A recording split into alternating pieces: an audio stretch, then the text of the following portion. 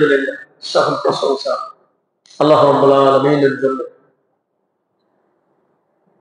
রব্বুল আলামিন আমাকে আপনাকে দুনিয়ার সমস্ত কাজকর্ম থেকে হেফাজত করে, অত্যাধিক ভালোবেসে মহব্বত করে পৃথিবীর বুকে সর্বোত্তম জায়গায় আসা বসার সুযোগ দান করলেন। সে আল্লাহ রাব্বুল আলামিনের শানে শুকরিয়া তালিকা করি, মনের থেকে বলি আলহামদুলিল্লাহ।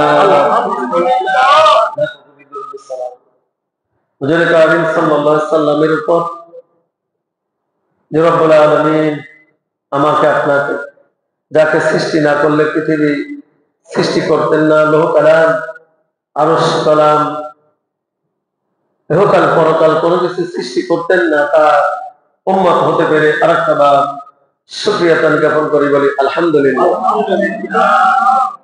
আল্লাহ রাব্বুল আলামিনের শানে লাখো কোটি শুকরিয়া যে আল্লাহ রাব্বুল আলামিন আমাকে আপনাকে আল্লাহকে সিজদা দেওয়ার জন্য, আল্লাহর হুকুম পালন করার জন্য আমাকে আপনাকে কবুল করেছে। ঠিক কিনা বলেন? আমার মতো আপনার মধ্যে এরকম অনেক মানুষ আছে, কিন্তু তাদেরকে এই পথে আল্লাহ কবুল করেন না। আছে না? আমার এই গ্রামেরই ধরেন, আজকে যে জুমার দিন, যে কয়েকজন পুরুষ মানুষ আছে সবাইকে জুমার নামাজ পড়বে এমন আছে না এই গ্রামে? কেউ বাড়িতে এমনি বসে থাকে, সময় কাটায় দিবে, কেউ আবার টিভির পর্দার দিকে তাকায় সময় কাটা দিবে, কেউ আবার মোবাইলের দিকে সময় নষ্ট করে দিবে, কেউ আবার এমনও হতে পারে যে নিশা পানের মধ্যে, তাসপাসার মধ্যে সময় নষ্ট করতে পারে। ঠিক কিনা বলেন? এটা আল্লাহ রাব্বুল আলামিন আমাকে আপনাকে এই সমস্ত পথ থেকে হেফাজত করে খুব ভালো পথ, উত্তম পথ, এর থেকে আর কোনো ভালো নাই। আছে? এখানে আসা বসা সুযোগ দান করলেন, সে মালিকের শানে, রবের শানে আরেকটা বার শুকরিয়া জ্ঞাপন করি, বলি আলহামদুলিল্লাহ। আমি কোরআনে আয়াত কারিমা থেকে একটি আয়াত, রাসূল কারীম সাল্লাল্লাহু আলাইহি সাল্লামের বর্ণিত হাদিস থেকে একটি হাদিস তেলাওয়াত করেছি। আমরা কয়েক জুমা ধরে রাসূল কারীম সাল্লাল্লাহু আলাইহি সাল্লামের গুণগান সম্বন্ধে, জীবনী সম্বন্ধে আমরা আলাপ আলোচনা আমি করেছি, আপনারা শুনছেন। আজকে ইনশাআল্লাহ এই প্রসঙ্গে কথা হবে ইনশাআল্লাহ। আল্লাহ রাব্বুল আলামিন যেন আমাকে বলার তৌফিক দান করেন। আমাকে যদি বলার তৌফিক না দান করেন, কি বলতে পারবো? আপনাকে যদি শোনার তৌফিক না দান করেন, কি শুনতে পারবেন? আল্লাহর মেহেরবানি থাকতে হবে। কার? আল্লাহ। আমার আপনার কোনো অহংকারী নাই, গৌরব নাই, কোনো শক্তি নাই। যত শক্তি আমার আপনার থাকুক না কেন, দেখা যায় পালোয়ানের মতো মানুষ দু একবার পাতলা পায়খানা হয়েছে, বমি হয়েছে, সঙ্গে সঙ্গে বিছানার সঙ্গে। ঠিক কিনা বলে? মানুষের কি নাই? নির্দিষ্ট কোন শক্তি নাই।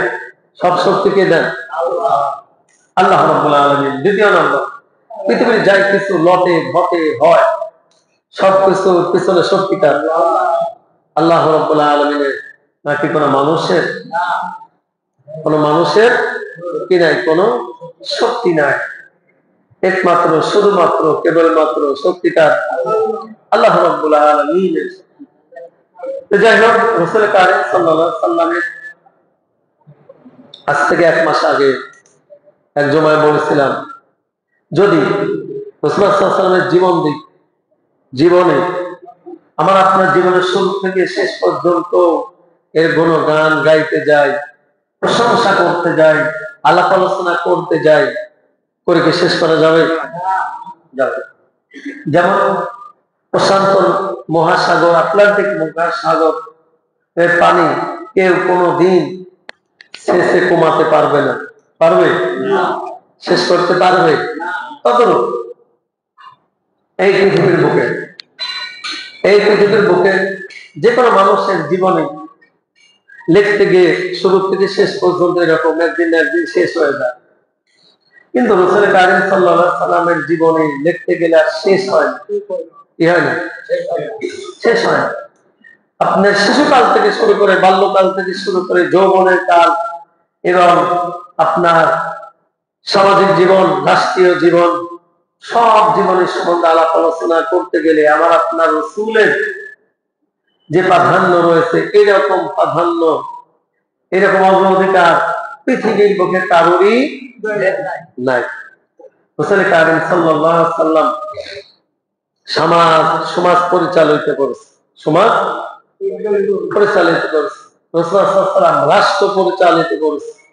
কি করেছে কি না করে নাই? সাহাবা আজমাইনরা রাষ্ট্র পরিচালিত করেছে নাকি করে নাই? করেছে। এখন আমার আপনারও সমাজও পরিচালিত করতে হবে, রাষ্ট্র পরিচালিত করতে হবে। ওই আসমান থেকে ফেরেশতা এসে কিন্তু পরিচালিত করবে না, করবে?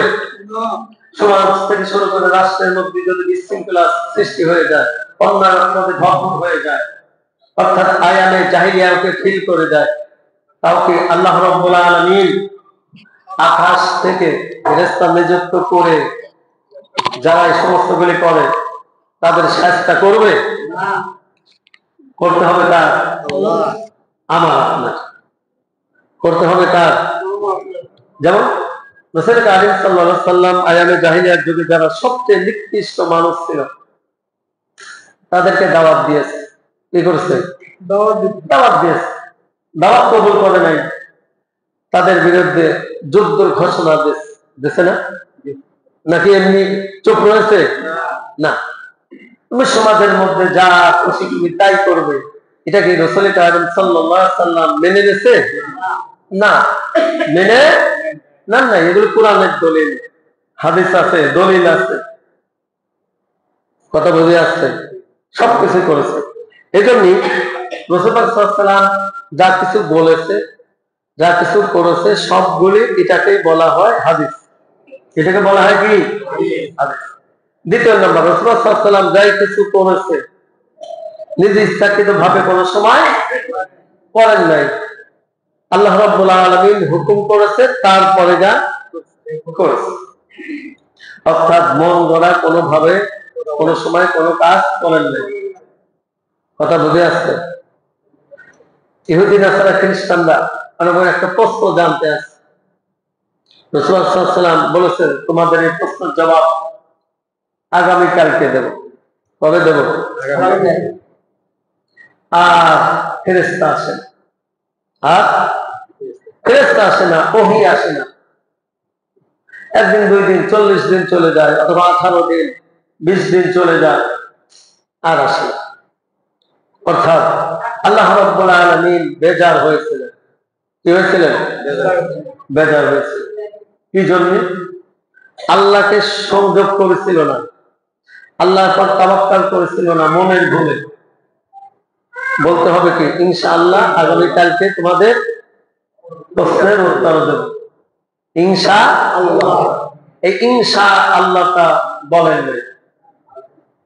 এজন্য বেদিন মুশরিক কাফেরেরা, ইহুদি নাসারা খ্রিস্টানেরা বলা বলি শুরু করে দিয়েছে, মুহাম্মাদের সঙ্গে যে জিনটা থাকতো, এই জিনটা বিদায় নিয়ে চলে গেছে। বলে নাউযুবিল্লাহ। রাসূল পাক সাল্লাল্লাহু আলাইহি ওয়াসাল্লামের সঙ্গে কি কোন জিন থাকতো? আর যে জিনি আসতো, এই জিনি মুরিদ হয়ে যেত। সুবহানাল্লাহ। এই যে কি হতো? মুরিদ হয়ে। কথা বুঝে আসছে? এরকম রাসূল সাল্লাল্লাহু আলাইহি ওয়াসাল্লাম তো অনেক ঊর্ধ্বে। এরকম কিছু আল্লাহর ওলীদের ঘটনা আছে, তাদের বাড়িতে চুরি করতে আসছে। কি করতে আসছে? চুরি করতে আসছে। রাতে আল্লাহর ওলীদের আমল, আখলাক, চাল চলন সবকিছু দেখে তারা ওই আল্লাহর ওলীর কাছে মুরিদ হয়ে গেছে। সুবহানাল্লাহ। হ্যাঁ হ্যাঁ, আমি কোন জায়গা চুরি করতে আসছি, এখান থেকে যদি আমি চুরি করি, আল্লাহ রাব্বুল আলামিন আমার দৃঢ় বিশ্বাস সঙ্গে সঙ্গে আমার উপরে ঠাডা ফেলায় শেষ করে দিবে। এরকম তাদের একটা বিশ্বাস। কি কথা বুঝে আসছে? এই জন্যই সবসময় আল্লাহ রাব্বুল আলামিনের উপরে তাওয়াক্কুল করতে হয়। তার উপরে আল্লাহ। রাসূলুল্লাহ সাল্লাল্লাহু আলাইহি ওয়াসাল্লাম কি করতেন? কালিমার দাওয়াত দিতেন। তারা বলতো যে না, অর্থাৎ অন্যায় অপরাধ সমাজের মুখে করছে, কালিমার দাওয়াত দিত, গ্রহণ করতো না। রাসূলুল্লাহ সাল্লাল্লাহু আলাইহি ওয়াসাল্লাম বলতেন যে আল্লাহর জমিনে আল্লাহরই আইন চলবে, অন্য কোন আইন চলবে না। পরে যুদ্ধের ঘোষণা দিয়ে দিত। কে যুদ্ধের ঘোষণা দিত? আল্লাহ রাসূল। কে? আল্লাহ রাসূল। মক্কা থেকে মদিনায় গেছে, 27টা যুদ্ধ করেছে। কয়টা? 17টা যুদ্ধই আমার আপনার নবী হযরত মুহাম্মদ রাসূলুল্লাহ সাল্লাল্লাহু আলাইহি ওয়াসাল্লাম প্রধান অধিনায়ক ছিল, সর্দার ছিল। জোরে বলি সুবহানাল্লাহ। সর্দার খালি হুকুম করবে আর মাঠে নামবে না, এটা কি হয়? আর এখন পর অনেক সর্দাররা আছে, বস, লিডার, ফোনে বলে দেয় এই যাও ওখানে তোমরা যায় অ্যাটাক করো, ঘরের মধ্যে বসে থাকে। এমন নেতা আছেন এখন? মাঠে দেখা যায় না। তারপর মাঠ যে সময় পরিষ্কার হয়ে যায় সেই সময় মাঠে আসে। সেই সময় তো আর জানের কোনো ই নাই, জানের উপরে যে কোনো একটা আঘাত আসবে, জান দিতে হবে, এখন রাস্তা ক্লিয়ার, এমন নেতা আছে না? কিন্তু রাসূলুল্লাহ সাল্লাল্লাহু আলাইহি ওয়াসাল্লাম 27টা যুদ্ধে অংশগ্রহণ করেছে, তার মধ্যে 17টা যুদ্ধের প্রধান অধিনায়ক ছিলেন। আল্লাহ, কথা বুঝে আসছে? রাসূলুল্লাহ সাল্লাল্লাহু আলাইহি ওয়াসাল্লাম খালি তার মানবতা দেখায়, আন্তরিকতা দেখায় এই ইসলাম আসে নাই, মানবতার মাধ্যমেও আসছে। রাসূলুল্লাহ সাল্লাল্লাহু আলাইহি ওয়াসাল্লামের আখলাক চরিত্র দেখেও ইসলাম আসছে, আবার জিহাদের মাধ্যমেও কি আসছে। অর্থাৎ যেখানে নরম সেখানে নরম হয়েছে, যেখানে গরম সেখানে আবার গরম হয়েছে। অর্ডারটা আল্লাহ রাব্বুল আলামিনের। এমনি ভাবে সাহাবা আজমাইনেরা আল্লাহ রাসূলকে কত ভালোবাসতেন, কত ভালোবাসতেন। উহুদের ময়দান, কোন ময়দান? যুদ্ধ হয়েছে। যুদ্ধতে দিনের নবী রাহমাতাল লিল আলামিন দাঁত মোবারক ভেঙেছে, মাথার হেলমেট ঢুকে মাথার মধ্যে ফুলের মধ্যে ঢুকে গেছে। কে বা কাহারা গলির মধ্যে দিয়ে যায়, শেষ রাতে আর বলে দিনের নবী রাহমাতাল লিল আলামিন উহুদের ময়দানে নাই, দিনের নবী শহীদ হয়েছে। জোরে বলে সুবহানাল্লাহ। দিনের নবী উহুদের ময়দানে কি হানজালা রাদিয়াল্লাহু তাআলা ফরজ গোসলের জন্য পানির কিনারে গেছে, গোসল করবে। সেই দিনই তার প্রথম ফুলসজ্জা রাত্র হয়েছিল, বাসর ঘর হয়েছিল, অর্থাৎ সেই দিনই তার বিবাহ হয়েছিল। কামে ঠিক আছে, উহুদের ময়দানে দিনের নবী শহীদ হয়েছে।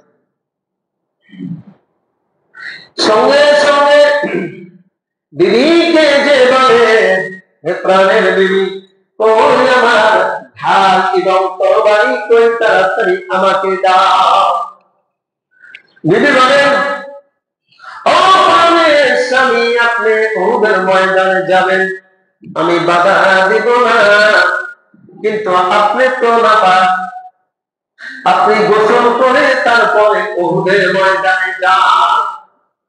হানজালা রাদিয়াল্লাহু তাআলা বলেন এই প্রাণের স্বামী, এই প্রাণের স্ত্রী, আমি কার জন্য গোসল করব, যার জন্য আমি গোসল করব, যার জন্য আমি জীবিত থাকব, সেই নবী রাহমাতাল লিল আলামিন উহুদের ময়দানে শহীদ। জয় সুবহানাল্লাহ।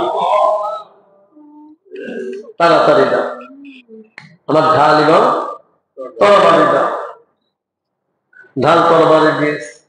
উহুদের ময়দানে যুদ্ধ করতে করতে শত শত কাফেরদের জাহান্নামে পাঠাইয়া এক পর্যায়ে তিনি শহীদ হয়েছে। এক পর্যায়ে শহীদ। এবার তাহারা একজনই সে কাঁদতে কাঁদতে চলে আসে, কই দিনের নবী কই রে, দিনের নবী কই।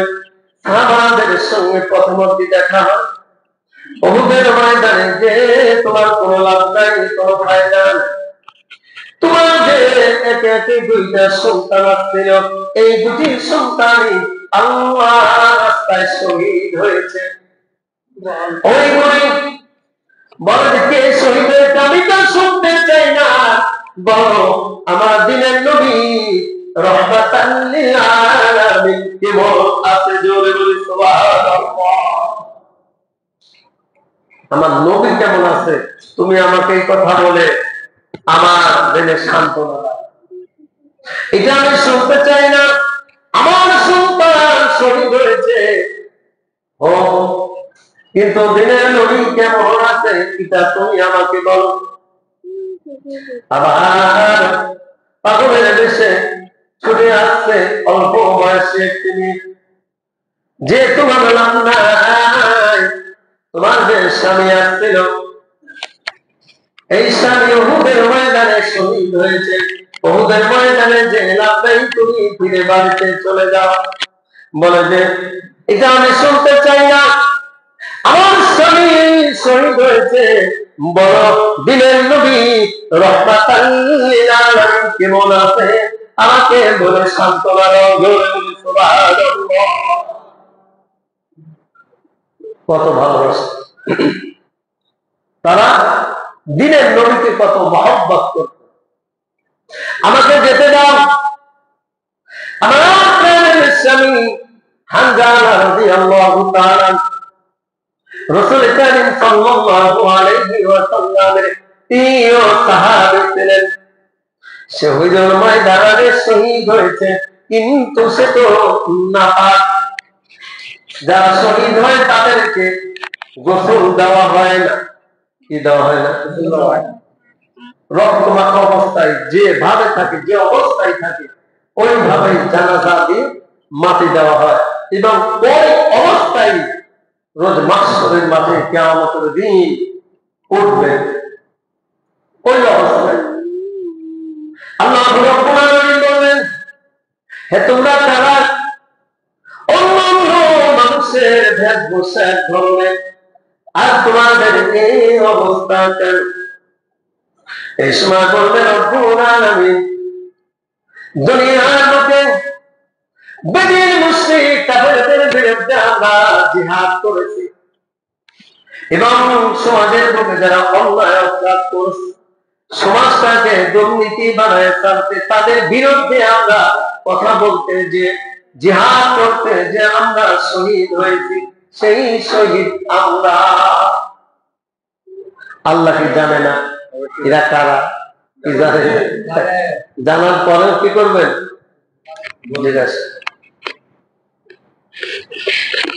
আমাকে দিনের নবী রহমাতাল লিল আলামিনের কাছে নিয়ে যাও, নিয়ে যাও।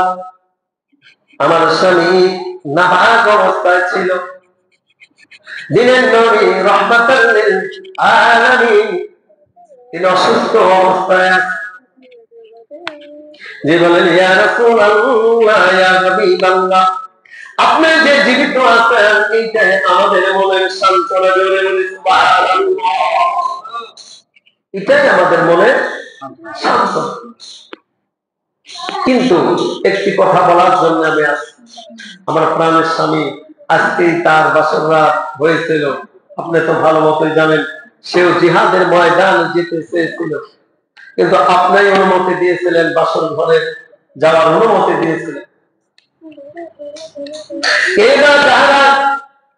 আমার স্বামী ফজরের আজান দিয়ে গোসল করতে গিয়েছে পানির কিনারে, এমতো অবস্থায় কে বা তাহারা বলে, কে কোথায় আছো রে?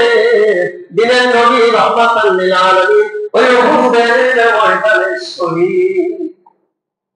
এই কথা শুনে আমার কাছে ঝাল এবং তরবারি নিয়ে চলে আসে। আমি বলেছি, তুমি জিহাদের ময়দানে যাবে, আমি বাধা দিব না। তুমি তো নাপাক, তুমি ফরজ গোসলটা সেরে তারপরে যাও। কি হবে আমার গোসল করে? দিনের নবী তো দুনিয়ার বুকে নেই, আমি তার বুকে গোসল করবো। আল্লাহু আকবার। কি হবে আমার এই গোসল? দিনের নবী রাহমাতুল লিল আলামিন সাহাবাদের বললেন, দেখো যেগুলো শহীদ হয়েছে তাদের মধ্যে খোঁজো হানজালার লাশটা কোথায়, এদিকে নিয়ে আসো, তার গোসল দিতে হবে। কি দিতে হবে? গোসল দিতে হবে। তন্ন তন্ন করে খোঁজে, কিন্তু হানজালা রাদিয়াল্লাহু তাআলা আনহু লাশ আর কোথায় কোনো জায়গা পাওয়া যায় না। দিনের নবী রাহমাতুল লিল আলামিন চিন্তায় পড়ে গেলেন, এর আগে যে আমার চাচা আমির হামজার লাশকে বেয়াজ্জিতি করা হয়েছিল, এমনকি বেয়াজ্জিতি আবার করছে কিনা হানজালার লাশ নিয়ে। আল্লাহ রাব্বুল আলামিন দিনের নবী রাহমাতুল লিল আলামিনের মনের ব্যথাটা বুঝতে পারছে, তাড়াতাড়ি জিবরিল আমিনকে পাঠাচ্ছে, যাও যা বলো যে হানজালা দিনের নবী রাহমাতুল লিল আলামিনের প্রেমে পড়ে জীবনটা দিতে কুণ্ড করল না। আর এই হানজালা লাশটা সাধারণ পানি দিয়ে পৃথিবীর বুকে বসে, আমি আল্লাহ এটা চাই না। আমি হানজালার লাশ ফেরেশতার মাধ্যমে নিয়ে আকাশ উঠাইয়া আমি তার পানি জমজম পুকুরের পানি দিয়ে অথবা অন্য উন্নত মানের পানি দিয়ে তার গোসল দেওয়া হচ্ছে। জোরে বলি সুবহানাল্লাহ।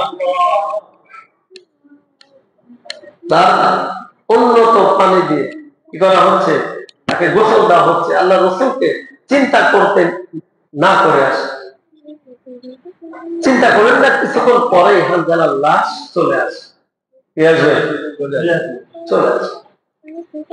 সাহাবাদের বলে দিলে, তোমরা চিন্তা করো না, হানজালার লাশ আসছে, এটা আমি খবর পেয়েছি, আমি খবর পেয়েছি। দুনিয়ার যুগে অনেক সময় দেখা যায় বড় নেতা যদি গুম হয়ে যায়, কি হয়ে যায়? আবার কোন বড় নেতার কাছে যদি ফোন এসে যায়, 2 দিন খোঁজাখুঁজির পরে কোনো খবর নেই, 2 দিন পরে ওই দলেরই বড় নেতার কাছে ফোন আসছে, সেই বলেছে আমি ভালো আছি, সুস্থ আছি, আমাকে কিছু করা হয় নাই, আপনারা কোনো চিন্তা করেন না। শেষ মরণের বড় নেতা সবাইকে জানায় দেয়, তাই না? তোমরা চিন্তা করো না, ও আছে, ও আছে। হ্যাঁ, কিছুক্ষণ পরে হানজালা রাদিয়াল্লাহু তাআলা আনহুর লাশ পৃথিবীর বুকে চলে আনলেন, ফেরেশতারা আনলেন। আল্লাহ রাসূলের কথা তো তারা অক্ষরে কি করত? বিশ্বাস করত। সে সত্ত্বেও এক সাহাবা যা পরীক্ষা করতেছেন যে গোসল করলে যেমন চুল দিয়ে দাড়ি দিয়ে টপ টপ করে পানি পড়ে, তদরূপ টপ টপ করে দাড়ি মোবারক দিয়ে চুল দিয়ে পানি পড়তেছে। জোরে বলি সুবহানাল্লাহ।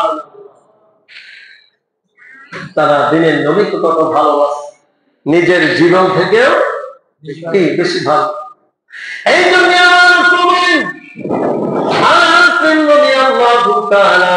لا يؤمن أحدكم حتى أكون أحب إليه من والده وولده والناس أجمعين।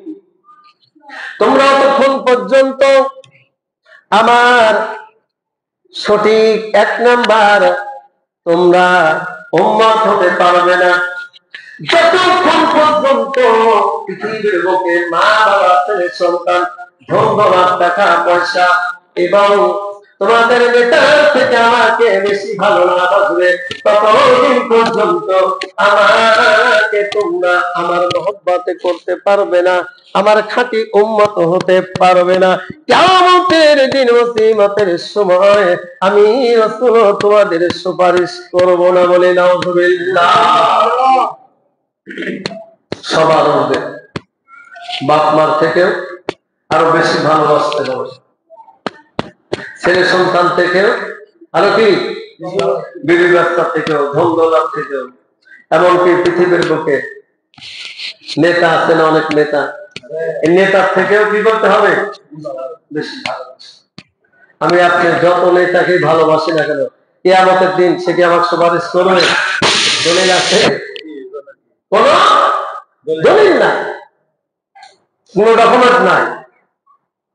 কিন্তু আমি আপনার যদি আল্লাহ রাসূলের সুন্নাত যদি জিন্দা রাখি, আমার শরীরে যদি স্থাপন করে যেতে পারে, কিয়ামতের দিন কিয়ামতের সময় আল্লাহ রাসূল আমাকে আপনাকে চিনে আল্লাহ রাসূল শাফাআত করবে। জোরে বলি সুবহানাল্লাহ। দুনিয়ার বুকে বাবা যারা বিএনপি করে একটা স্টিকার লাগায়, লাগায় না, দেখে বোঝা যায় ধানের একটা শীষের একটা আছে, অথবা বিএনপির বড় মাপের একজনের ছবি আছে, অথবা যারা আওয়ামী লীগ করে তাদের একটা স্টিকার আছে, আছে কি আসে না? যারা জামাত ইসলাম করে একটা স্টিকার আছে, জাতীয় পার্টি করে তার স্টিকার আছে। বাবারে কত ভালোবাসতেছে, কত মহব্বত করতেছে। এই মহব্বত, এই ভালোবাসা কিয়ামতের দিন কোন কাজে লাগবে না, কোন কাজে লাগবে না, সব বিফলে যাবে। এমনকি আমার নেতা এই কোট গায়ে দিচ্ছে, আমি এই কোট গায়ে দেবো, সবাই আমার বলবো আমি অমক নেতার মানুষ। ঠিক কিনা? তুমি যত কোট গায়ে দাও না কেন, এই তোমার নেতা তোমাকে কোট গায়ে দেওয়ার কারণে তোমাকে বাঁচাতে পারবে না। আর যদি পৃথিবীর বুকে আমার রাসূলের সুন্নাত যদি জিন্দা রাখি, আমার দিকে তাকা, কি পাঞ্জাবি পরে যেতে পারে, রাসূলের দাড়ি মোবারক যদি রেখে যেতে পারে, টুপি যদি পরতে পারে, এই গুণে নমুনা যদি আমার আপনার ভিতরে থাকে, আল্লাহ রাসূল দিনের রাসূল রাহমাতাল লিল আলামিন আমাকে আপনাকে সুপারিশ করে এই জান্নাতে নিয়ে যাবে। জোরে বলি মারহাবা। কথা বুঝে আসছে? তাহলে ভালোবাসতে হবে কার? নেতা আমাদেরকে। আমার নেতা, তোমার নেতা বিশ্ব নবী মুস্তাফা। জোরে, আমার নেতা, তোমার নেতা, আমার নেতা, তোমার নেতা। এর মধ্যে কোনো ভেজাল আছে? বিশ্ব নেতা যে, এর মধ্যে কোনো ভেজাল আছে? আমার নেতার চরিত্র বলেন ফুলের মতো পবিত্র, আমার নেতার চরিত্র। আর কারোর পৃথিবীর বুকে এরকম বলা যাবে আমার নেতার চরিত্র ফুলের মতো পবিত্র? বলা যাবে? যদি বলে ভেজাল, মিথ্যা কথা। কি কথা? মানুষের জীবনের মধ্যে অন্যায়, অর্থাৎ ভালো মন্দ সব আছে। আমার রাসূলের চরিত্রের মধ্যে কি নাই? কথা বোঝাতে পারলাম? আলহামদুলিল্লাহ। মুতার যুদ্ধের ঘটনা। কিসের যুদ্ধের? মুতার যুদ্ধ। অনেকে বলে যে যুদ্ধের কথা হুজুররা বলে কেন? আল্লাহ রাসূল তো যুদ্ধ করেছে, যুদ্ধ সম্বন্ধে আয়াত আছে অনেক, আছে না? জাহিদু ফিল্লাহি হাক্ক জিহাদি, আছে না? এরকম শত শত আয়াত আছে মুতার যুদ্ধের জন্য। দিনের নবী রাহমাতাল লিল আলামিন ফজর নামাজ পড়ে সালাম ফিরে সাহাবা জওয়ানদের দিকে বসলেন যে মুতার যুদ্ধ যেতে হবে। অধিনায়ক হবে কয়জন? একজন। অধিনায়ক বানালো কয়জন? সবাই হতাশ। একজন অধিনায়ক লাগে, ৩০ জন কেন? সাহাবাদের বুঝতে আর বাকি রইল। এমনকি দিনের নবী রাহমাতাল লিল আলামিন বললেন এই ৩ জনের পরে তোমরা যাচাই বাছাই করে আবার একজন অধিনায়ক বানায় নিও। এই সময় সাহাবা বাইন্দা বুঝতে পারে সেই ৩ জন আমরা মুতার যুদ্ধ যে এটা হয়ে আর ব্যাগ হয়ে আর আসবো না, ওই মুতার যুদ্ধে আমরা ৩ জনই শহীদ হয়ে যাব। আল্লাহ রাসূল বললেন যে যাও। আব্দুর রহমানকে বললেন বাড়ির থেকে বিদায় নিয়ে আসেন। জাফর রাদিয়াল্লাহু তাআলা আনহুকে বললেন বাড়ির থেকে বিদায় নিয়ে আসেন। এবং আল্লাহ রাসূলের সাহাবা পালক সন্তান যায়েদ রাদিয়াল্লাহু তাআলা আনহুকে বললেন যাও বাড়ির থেকে বিদায় নিয়ে আস। আব্দুর রহমান রাদিয়াল্লাহু তাআলা আনহু বাড়িতে যে বিবি বাচ্চার থেকে বিদায় নিতে গেছে। তারা বিবিরা বলেছেন, মা বাবা বলেছেন আমরা দোয়া করি আপনি মুতার যুদ্ধে, উহুদের মুতার যুদ্ধ থেকে আপনি গাজী হয়ে ফিরে চলে আসবেন। এই সময় তাদের বোঝায়, স্ত্রীদের বোঝায় তোমার এই দোয়াতে কোনো লাভ হবে না। আমার পরে আরো ২ জন অধিনায়ক আছে। তারপর আল্লাহ রাসূল বলেছে ওই জিহাদের ময়দানে আরেকজন তোমরা নিযুক্ত করে নিও। কাজে আমি উহুদের ময়দানে শহীদ হয়ে যাব অনিবার্য, 100% 100। তুমি যতই দোয়া করো না কেন তোমার দোয়া কবুল হবে না। সুবহানাল্লাহ। আমি আপনি যদি এরকম হতাম, ওই মোটার যুদ্ধে যাইতাম। ঠিক আছে, তো আমি নিয়ে আসি, দুরূদ শরীফ পড়ে আল্লাহুম্মা সাল্লি